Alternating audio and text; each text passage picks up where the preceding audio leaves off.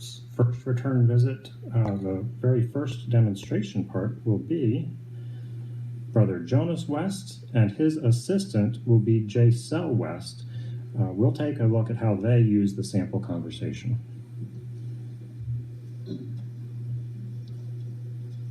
Hi, Mr. West. It's so nice to see you again. The last time I was here, I left you with the question, why did Jesus die? What's your opinion on that?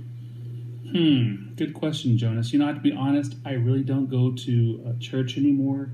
But to answer your question, I have heard that sometimes that Jesus died for all of us because he loves us. But I don't really understand what that means. I mean, Jesus died so many years ago. How does it affect me today? Well, the best place to go for questions like that is the Bible. I'd like for us to notice what it says here in Matthew 20:28. It says here, just as the Son of Man came not to be ministered to, but to minister and to give his life as a ransom in exchange for many. Here at the end of the verse, did you see what it says Jesus gave his life for? It says he gave his life as a ransom in exchange for many. Yeah, what comes to your mind when you hear that word?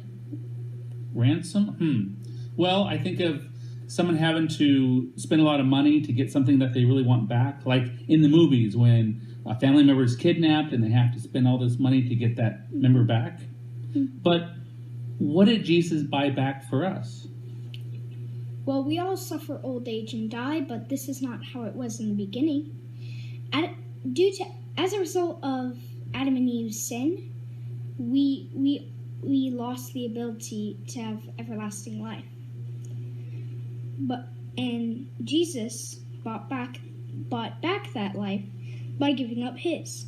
You said you thought of a kidnapper demanding a ransom to set the victim free, so basically we are the victim of sin, and sin has kidnapped us, and Jesus paid the ransom by giving his life to set us free of sin and its effects, growing old and finally dying.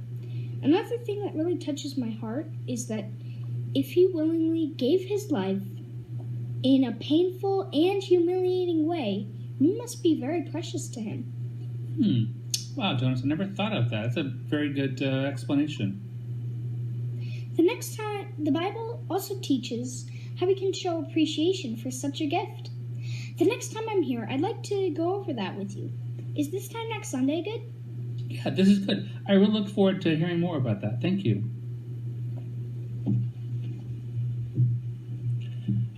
Very nice job, Brother West, and your assistant, Brother West. You have a very natural way of carrying on a conversation, and that comes through, it carries through when you're on the stage as well, when you're on the platform, and that's a very good thing.